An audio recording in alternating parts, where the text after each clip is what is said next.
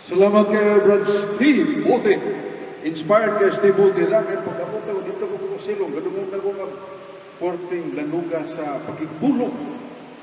Nga matinudanon, makatarunganon, makijusnon, maluwason. May importante. Bitaw, salamat kayo, Brad Steve. Huwag sa mga kauban, huwag magkabot sa mga speakers. Basta, ibaw ko nga, basta magandam gani, tuyugan gina sa Espiritu Santo. O niya nalipay kay ko, salamat ko sa atong mga nanampong konbensyon kay hapon. Naghanta. Huwag nalipay siya kay ko kay napalangka ko kay palit kong puso para sa paghalat sa Ginoo sa atong makauban ako. Pastilan daghan na din ini. Paigo bataw kaning puso mo gida nga duhar manik sako.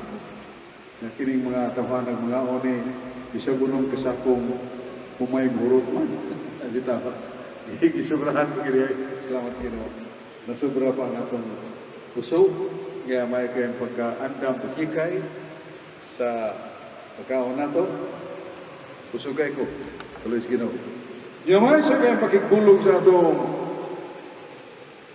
spiritual director in the person of Reverend Father Lucas Enoch. Kay may siya pagwali sa homily. Kato ng istorya niya nga nangyayang sa Ginoo sa kanan.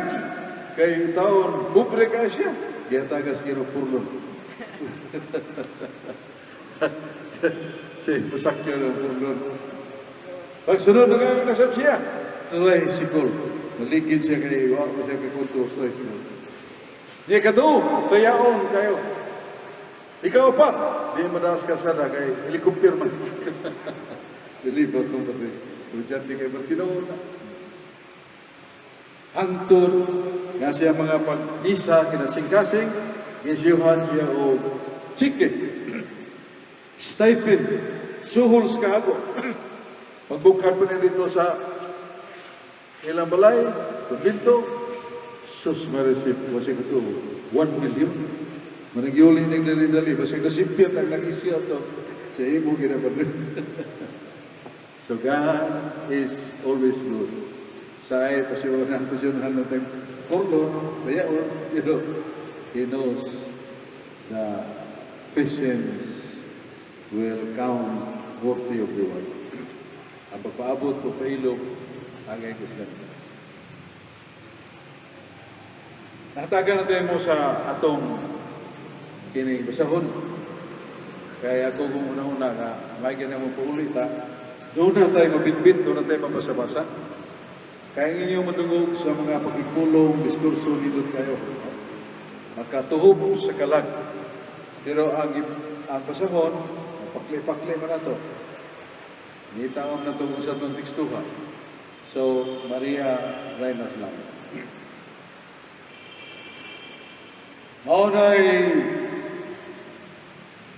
titulo ni Santa Maria.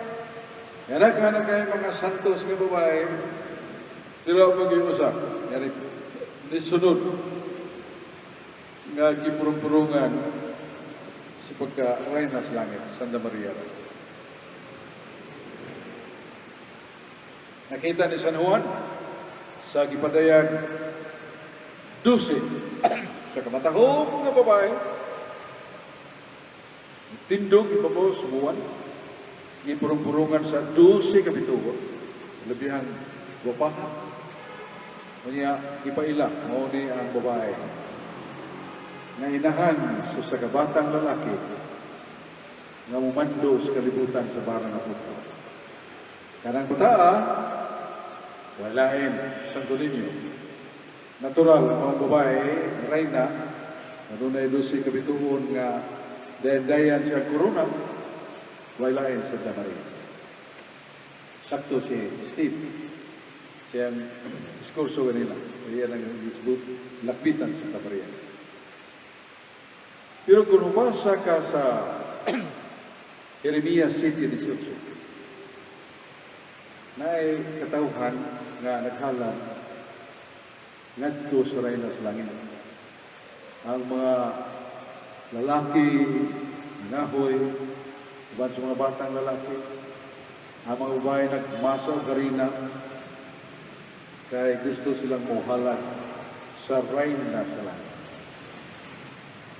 Nga sa Jeremias 7:18. Pero may buong kay sa Jeremias 44:8 nga diha nga mong gihunungan paghalad ang reyna sa langit. Naglisod kami sa among panginabuhi. Naglisod kami sa among pagkaon. Mura ba? Kadtong inapaghalad sa reyna sa langit? Nga naka-abundansya silang pagkaon. Mura o kini nakadasing kanila pagsimba. Pero sa 48:3, nag-ingon man nga, Jeremias yan, naghalag ka mo, nagasimba sa Diyos-Diyos nga wala ninyo iimpi. Diyos-Diyos yan. So, ganitong mabahana, matun pa sa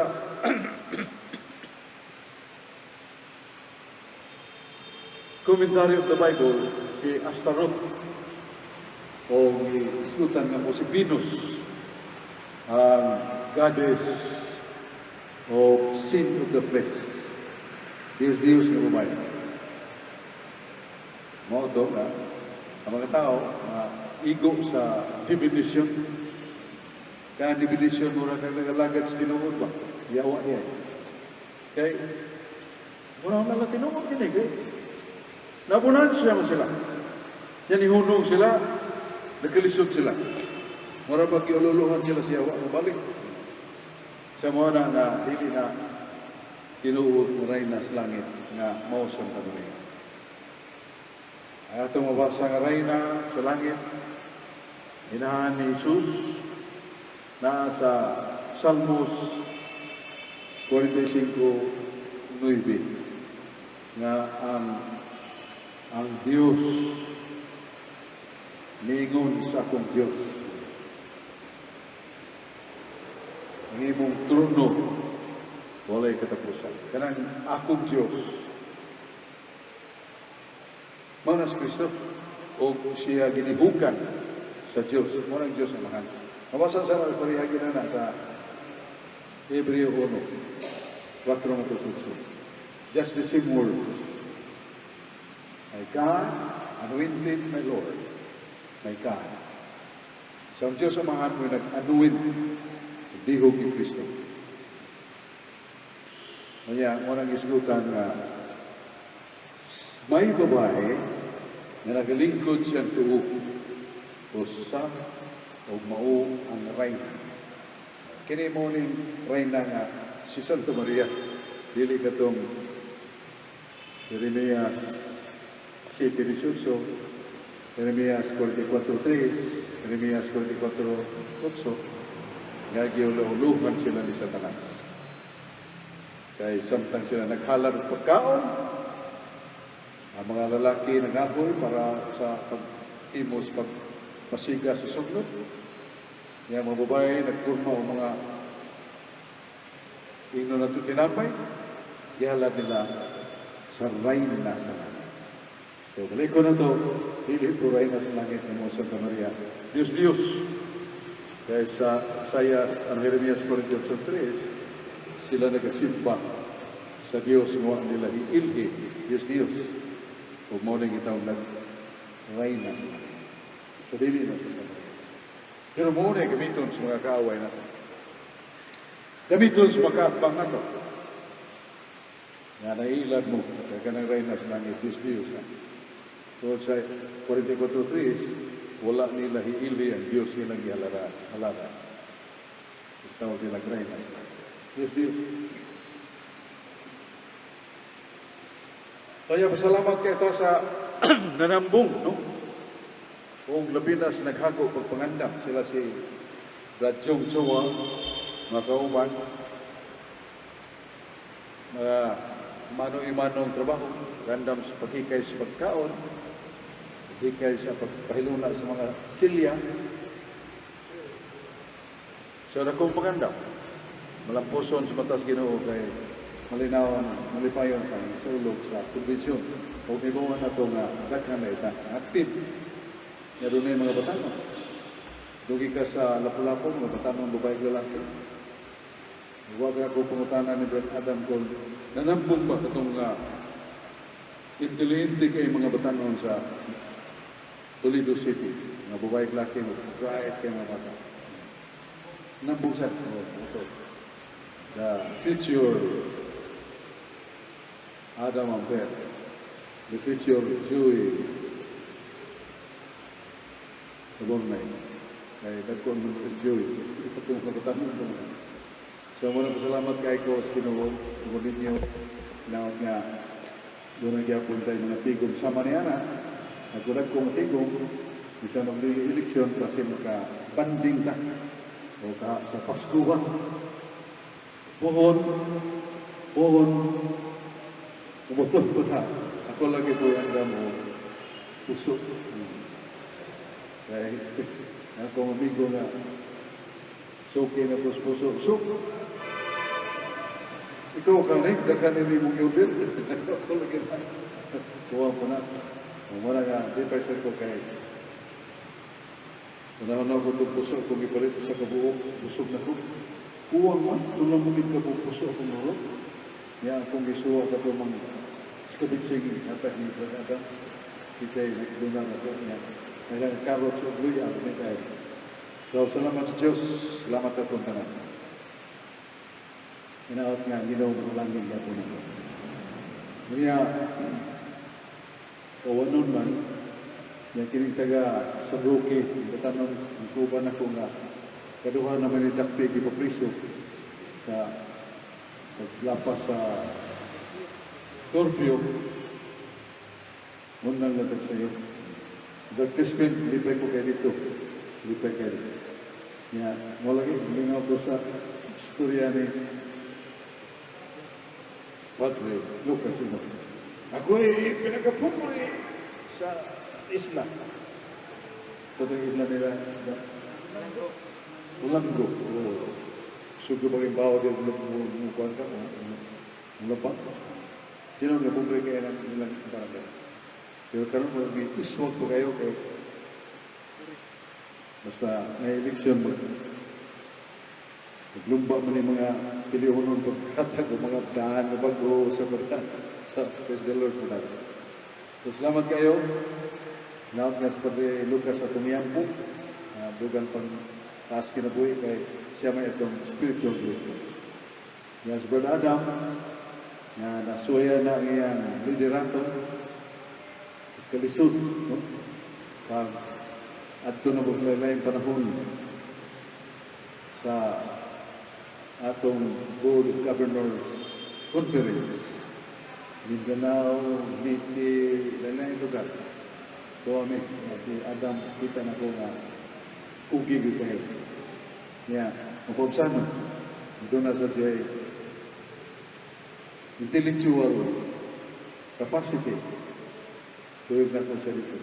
Siya nakasaksi ang itong among dialogue sa kapare. Sa mga nga lupay ta. Managya po sa Brother Adam masuot sa atong board of stewards, DOS. Yan, sabi na po, siyang pagkita dito itong kong amigo nga na-appeal pa ito, pili ba ito? Yung po kanita. Ano makapuntuhan na? Napili ba? Pagkutanan na po ng Brother Adam, napili ba ito? Ito pong kamayon pa nga, di na makita sa lugdan. Kasi may nga ito, si Hernando Mangingit, may ako na napili. Steve Bote. Wala. Steve Bote ka, hindi pa kayo kay. Magkatampong naman sila ito ba na isagwa niya, diyayang lang. Zoom. Z-O-O-M. Ang atong Zoom control. So sila si Brad Jeffrey Kidyusa, napili. Napili ka doon, no? Si Bilon, oh. Yan si Brad Steve Bote, si Tam Kabunay, Neil, so Neil Sirenia. Dia pa ito sa kamabay, no? Oh, sa tagya ko lady. Pinagaan ni Santa Marta. So, ito kumayo kaya po na itong Board of Stewards. So, inatunta nga, ang pinapangailan mo, kaya hindi mo ni pinangnan nga tanan yun ng ulo. Doon natin pumulong at makita nga nasuhaya na, ang tuso, kamo na rin mag-ito. Kaya ang importante na nga, hindi mga bubho, hindi maglilibangkay, hindi mag-away, kaya mo pa yung pahit na nga. Matutong sa Pablo. Salamat. Pareho ko nindong kamkam. Sa ngalan, sa mahal, sa anak, o sa Espiritu Santo. Hello, Diyos lang ito kamahal. Salamat sa imong bugmag ka naman. Salamat sa imong pagpanalipod ka naman. Salamat sa mga grasya. Iapil nga mong mga sakop sa pamilya, hindi matakdan, matakbuyan sa sakit, sa coronavirus, COVID-19, Delta variant. Tanan nga sakop sa mga atong pamilya, panalipdan sila. Maluwas, malayo, hindi magalilisan. Basta pinto lang na sa atong trabaho sa pagka-safety, ganun ay mag-ampo, kaya mo tampong sa mga meeting nato, panalipdan ka ni Jesus, natong amahan sa mga Catholic Faith Defender, Jesus, o sa tabang Santa Maria Virgen, o ni Senyor San Jose, patron sa atong simbahan. Kaya halan sa mga, o sa anak, o sa Espiritu Santo. Amen. Salamat na yun. Basahan na niyo akong ipadang.